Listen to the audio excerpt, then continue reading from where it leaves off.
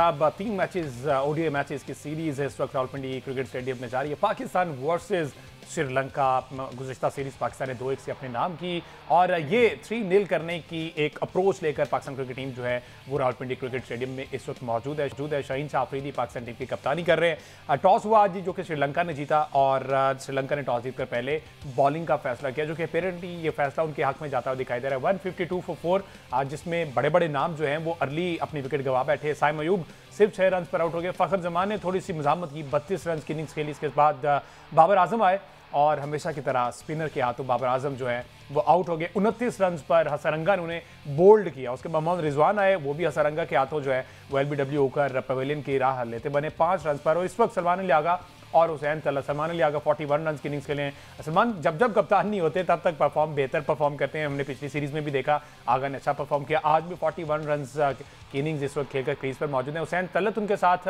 मौजूद है 28 रन पर। लेट्स सी ये टारगेट कितना होता है। 153 फॉर 4 है पाकिस्तान। अगर तो 50 ओवर कंप्लीट खेलने में पाकिस्तान कामयाब होता है तो definitely it should be 280 to 90 का टारगेट जो है पाकिस्तान इजीली दे सकता है श्रीलंका को। कंडीशंस कैसी हैं, किसकी फेवर में जाएगा, ड्यू का फैक्टर होगा, पिंडी में डेफिनेटली होगा और ये सारी सूरत को देखते हुए ये जो फैसला किया गया इस पर बात करिए। सेकंड ये जी शाहीन शाह अफरीदी ने जो एक प्रेस कॉन्फ्रेंस की है कल की थी उन्होंने शाम के टाइम। उन्होंने कहा कि जनाब रिजवान को जो कप्तानी से हटाया नहीं गया, रिजवान ने खुद स्टेप डाउन किया कप्तानी से और मैंने कप्तानी लेने से पहले रिजवान से बातचीत की। रिजवान को बताया कि रिजवान जी मुझे कप्तान बनाया जा रहा है, आप इजी है। उन्होंने कहा कि मैं इजी हूँ, ये मेरी रेंज से बाहर है तो आप जो है ना आपकी रेंज में आ गए तो अब आप कर लें। उसके बाद उन्होंने बाबर आजम के हवाले से कुछ गुफ्तगू की कि बाबर टीम का एसेट है, पाकिस्तान का एसेट है और बाबर की परफॉर्मेंस बहुत ज़्यादा ज़रूरी है क्योंकि अगर T20 में बाबर की शमूलियत हुई है। इसके साथ साथ एक और शमूलियत होने जा रही है और वो है जी शादाब खान की।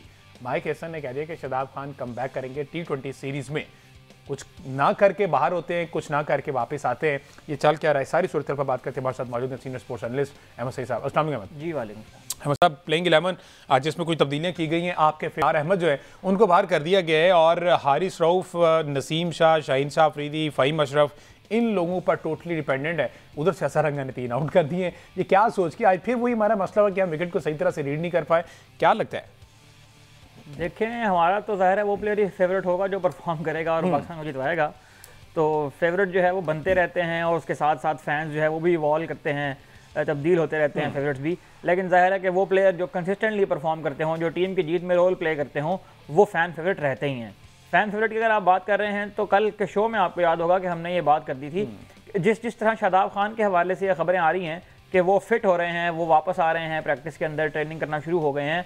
उस तरह आपको नज़र आता है कि पाकिस्तान की टीम में कंसिस्टेंटली किसी भी स्पिनर को चांस नहीं दिया जा रहा है। वो सुफियान मुकीम हो, वो अबरार अहमद हो, कोई भी इनमें से इस्टेब्लिश स्पिनर के तौर पर। हालांकि शादाब खान तकरीबन 1 साल टीम से बाहर रहे हैं। 2024 नवंबर में डेब्यू होता है सुफियान का और अबरार अहमद का।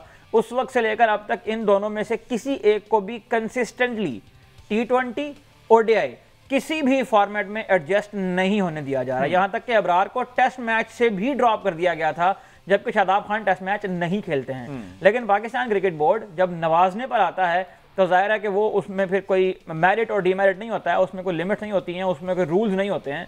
उसमें सिर्फ एक ही रूल होता है कि आप यस सर कहने वाले हों या फिर आप उस फ्रेंचाइज का हिस्सा हों जिस फ्रेंचाइज की डोमिनेंसी नजर आती है आपको पाकिस्तान क्रिकेट की हायरार्की में। और इस वक्त आप जानते हैं कौन सी वो फ्रेंचाइज है जिसकी डोमिनेंसी पाकिस्तान क्रिकेट बोर्ड में हमें नजर आ रही है। तो शादाब खान अच्छी बात है कि वो फिट होकर आ गए हैं, वो अब बॉलिंग करना शुरू हो गए हैं, पाकिस्तान के वो एसेट हैं, उन्होंने बहुत से मैचेस जितवाए भी हैं। लेकिन मुझे ये बताएं, दुनिया में कोई भी क्रिकेट बोर्ड, दुनिया में कोई भी क्रिकेट टीम, चाहे वो टेस्ट खेलने वाली नेशंस हो, चाहे वो फुल मेंबर के अलावा जो नीचे वाले, आपने आज तक कभी सुना है कि इस तरह कमबैक हुआ है किसी प्लेयर का कि वो फिटनेस की वजह से बाहर हुआ, उसके बाद वो आया, उसने नेशनल क्रिकेट अकेडमी में आके 2 स्पेल किए और अगले दिन कप्तान ने आगे प्रेस कॉन्फ्रेंस की, उसने कहा कि हम शादाब खान को टीम में वापस ला रहे हैं। कौन सी परफॉर्मेंस है, कौन सा ऐसा क्राइटेरिया है, कौन सी ऐसे चलें जब आपने उनको टीम से ड्रॉप किया था उस वक्त कौन सी ऐसी उन्होंने, उसके बाद जब वो टीम में वापस आया उस वक्त कौन सी ऐसी परफॉर्मेंस थी। वो जो कायदम ट्रॉफी में उन्हें एक मैच में 5 आउट किए थे, वो भी अगर विकेटें आप निकाल कर देखें वो सारी विकेटें ऐसी हैं जिनमें बैट्समैन शॉट मारते हुए आउट हुए हैं, जबकि 4-डे क्रिकेट में ये बहुत कम होता है। तो शादाब खान अनफॉर्चुनेटली उनका जो बॉलिंग का लेवल था जब वो आए थे तो पाकिस्तान टीम में, इंजरी के बाद शादाब खान हमें नजर नहीं आए हैं। और वो किसी भी फॉर्मेट में, इंटरनेशनल क्रिकेट हो, वो फ्रेंचाइज क्रिकेट हो, वो ODI हो, वो T20 हो, शादाब खान हमें बिलो पार ही नजर आए।